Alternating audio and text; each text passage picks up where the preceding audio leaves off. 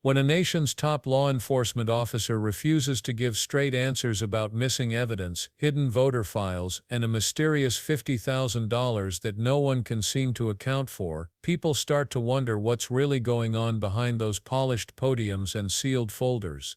What happens when silence becomes the official language of justice?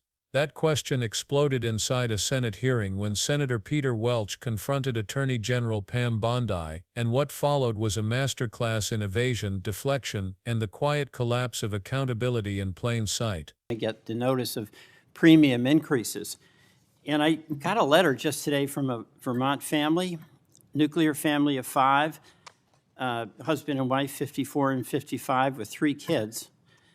One of whom has acute myeloid leukemia. And the apprehension that they have is that if we don't solve this problem, and November 1 is a urgent date, then their family premiums will triple. It'll be beyond their ability to pay. So I'm assuming that with respect to the threat to health care for families in your state of Florida, in my state of Vermont, you would share that concern and hope that we would resolve that. Senator Welch, I would be happy to speak with that family too, because there are many nonprofits that help with children with terminal illnesses, and I'm involved in some in Florida. So we would be happy to talk to you about that. As to health care, the government is shut down. It's my understanding, maybe you're not one of them, but because many Democrats want health care for illegal aliens, and that's what shut down the government. Let me be clear. That's one of the sticking points, and I don't know if you voted all right, well, for that or not. This actually is important to all of us, and the lament I have is that if this health care goes away, this premium support, it is really going to hurt families in red states and blue states. And in Vermont, I mean, we voted Democratic, but we have a lot of good folks who voted for President Trump, and their health care is jeopardized. And there's a November 1 deadline that is coming up. And the reason I'm saying this is that I think it's important for us to try to work out together a resolution that's going to be beneficial to people you care about in Florida and voted for President Trump, and people I care about in Vermont who voted in some cases for Vice President Harris and some for President Trump. So it's not just Democrats not wanting to negotiate. And in fact, we do want to negotiate, and that's why I'd encourage the president to encourage my colleagues on the Republican side to sit down with us and try to see if we can make some progress. Another topic, with the respect to voting rights in the letter that your voting rights chief sent out, we got one in Vermont, and it's a demand to get all the information on the voting file. And in that letter, or in the announcement of that letter, the chief indicated an apprehension about the voting process being taken over by, quote, the left. Now, do you have any information with respect to Vermont about a takeover of the voting process by, quote, the left? Senator, I'm not familiar with what you're referring to. We are currently involved in voter roll lawsuits in 6 states.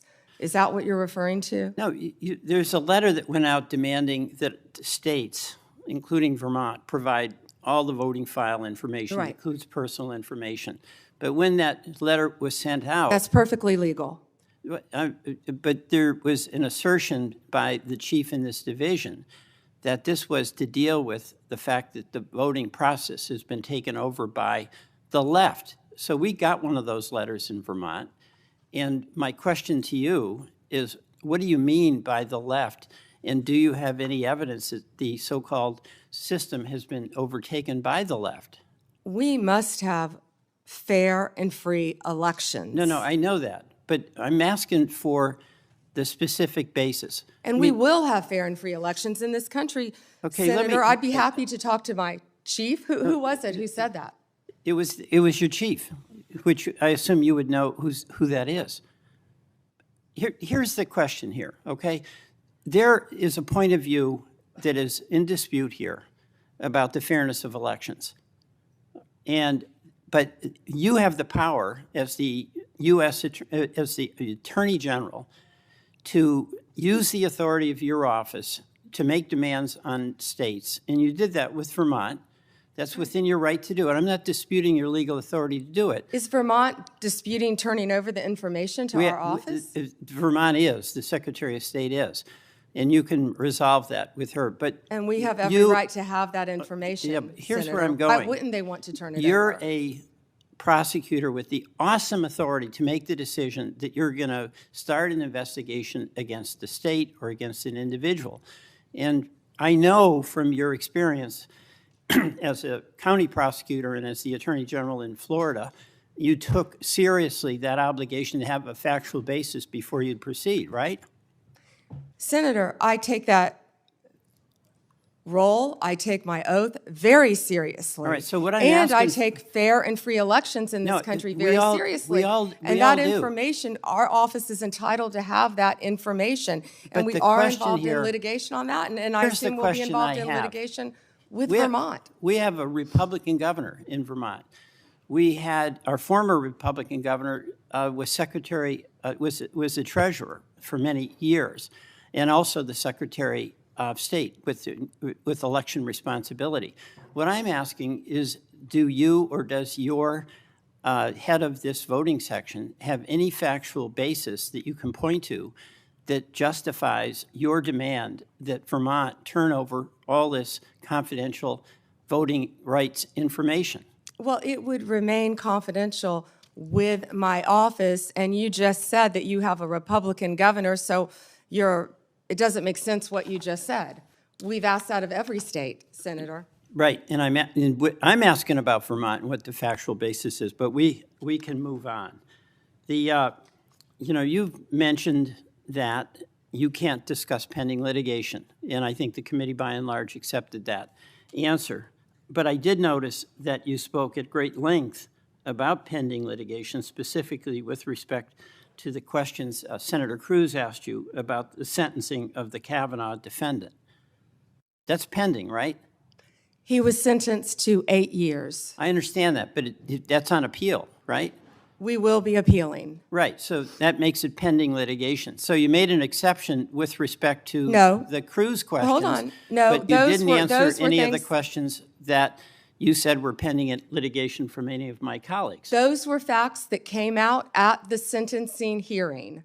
You're welcome to see the transcript of the sentencing hearing I with all understand the that. gruesome details of what they threatened to do to Justice Kavanaugh and other justices. I condemn what that person did. That was the sentencing. But the point here is that that's pending litigation. You indicated you're going to be appealing. It's your right to do that.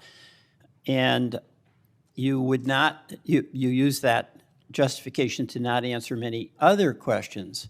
Justification, you're an attorney, Senator. Okay. You realize that. I do want to go back to Homan.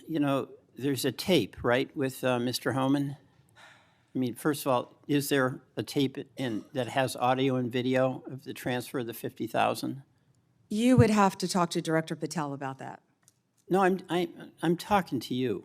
I don't know the answer, Yeah, Senator. you do know the answer to that. Don't call me a liar. I didn't call you a liar. You just said I know the answer. I said I don't know the answer. Well, You have to talk to okay, let Director me- Patel. What I said is that Let me put investigation it was another way. closed. If you don't know, why don't you know whether there was a tape and video? The tension started quietly. Welch began by talking about something ordinary families struggling under the government shutdown, worried about skyrocketing health insurance premiums. It was human, simple, relatable. But when he brought it up, Bondi didn't answer with compassion. Instead, she pivoted, blaming the opposing party, dodging the question, and dragging the discussion into politics. It was the first glimpse of what would become a pattern when cornered: shift the target. For Welch, this wasn't just a policy debate, it was a test of honesty. If the Attorney General couldn't handle a straightforward question about helping sick families, what would she do when the questions turned to corruption and power? That's when the real story began to unfold. Welch pivoted too, from healthcare to democracy itself. He revealed that the Department of Justice had sent letters to multiple states, demanding complete access to private voter files. These files contain names, addresses, and sensitive personal data, information that in the wrong hands could be used to manipulate elections or intimidate voters.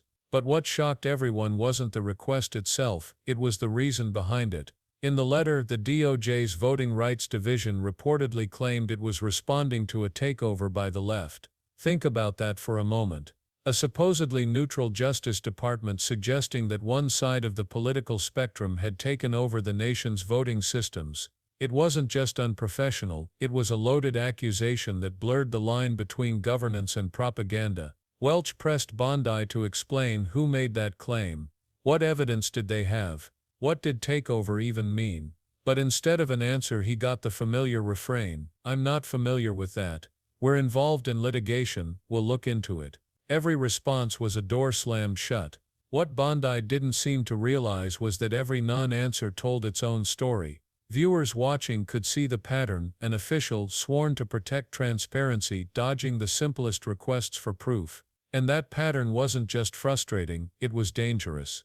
When those in power hide behind procedure instead of accountability, democracy starts to suffocate in the silence. Welch didn't back off. He pointed out that states have every right to protect their voter rolls, that the DOJ's authority to demand data must be backed by facts, not ideology. Vermont, his state, had refused to hand over the information without proper justification, and that's when the confrontation got personal. Bondi accused him of not making sense, citing the fact that Vermont had a Republican governor, as if that alone invalidated his concern. But Welch wasn't asking about party lines. He was asking a deeper question: what factual basis did the DOJ have for calling state-run elections a partisan takeover? The Attorney General couldn't answer, or wouldn't. Either way, the silence was telling. When the nation's chief law enforcement officer shrugs off a question about the foundation of democracy, the right to vote, it leaves a void that speculation rushes to fill. Reports began circulating online that the DOJ's voter file request wasn't about election integrity at all, but about building a centralized database of voter information. Whether or not that's true remains unclear, but the lack of transparency only fuels those suspicions. Then Welch dropped the second bombshell, a question that cut to the core of institutional trust. Is there a tape, he asked, that shows a $50,000 transfer between a government official and a private individual? The room froze. For a brief moment, Bondi's composure cracked. She claimed she didn't know, that the matter had been resolved before her confirmation. But Welch wasn't asking about ancient history, he was asking about an active issue that had already reached public awareness. If there was indeed a tape showing a cash handoff, the people deserved to know whether it was investigated, archived, or buried.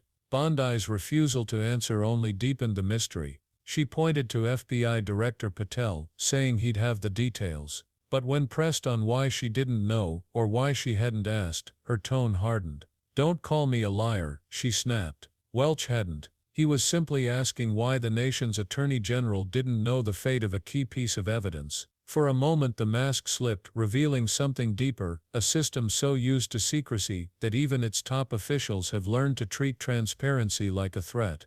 To the audience, it wasn't just about a missing tape or voter files anymore. It was about a justice system that seemed allergic to sunlight. Welch tried to bring the discussion back to principle, that investigations require accountability, that evidence must have a traceable chain of custody. But Bondi's answers stayed the same: dismissive, circular, evasive. It was as if the truth itself had been classified. Observers later noted how Bondi's tactics fit a familiar pattern, citing pending litigation to avoid answering, then selectively discussing other active cases when it suited her narrative.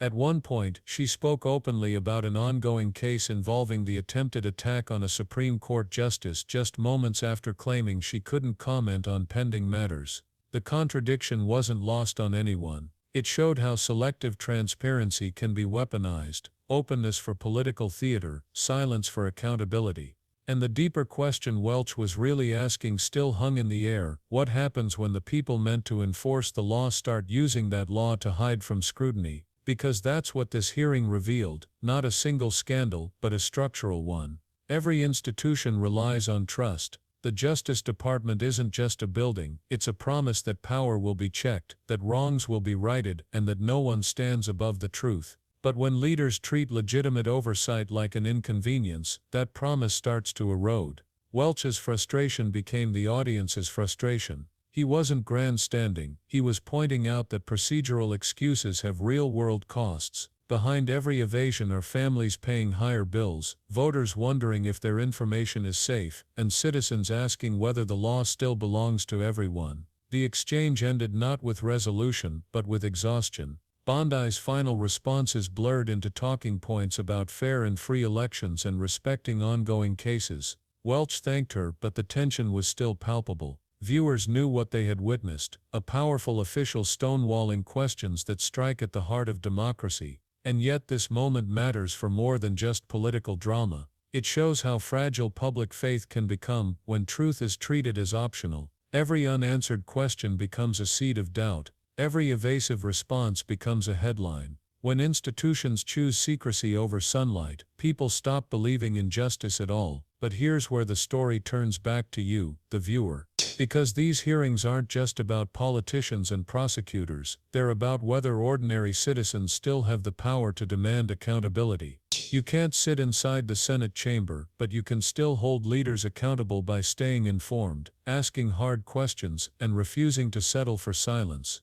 Democracy doesn't collapse with one scandal. It collapses when evasion becomes routine, when officials stop answering, and citizens stop asking. If hearings like this prove anything, it's that vigilance is the price of freedom, because at the end of the day, the real danger isn't one official dodging a question, it's a culture that rewards them for it. When the truth becomes inconvenient, the people who suffer most are the ones without microphones, the families who can't afford care, the voters whose data is mishandled, the citizens who trust that justice still means something. So when a senator asks where the evidence went, when he demands the facts behind a missing $50,000 tape or a sweeping voter file request, he's not just speaking for himself, he's speaking for every person who still believes that truth should matter more than power. And that's why this exchange, awkward, tense, even chaotic, deserves attention. Because in those brief unguarded moments when the questions cut too close, you can see the fault lines in the system. You can see how truth struggles to survive behind closed doors. But that's also where hope lives, in the people watching, questioning, and refusing to look away. Because if the institutions built to protect democracy start to hide behind silence, then it's up to us to keep asking, keep pushing, and keep demanding better. Justice doesn't protect itself, it requires a public that refuses to be distracted. So if you believe in holding power accountable, in demanding answers when leaders would rather dodge them, make sure you don't let this moment fade away. Hit subscribe, share this video, and help others understand how silence from those in charge threatens the foundation of everything democracy stands for. Because the truth only survives when people refuse to stop asking for it.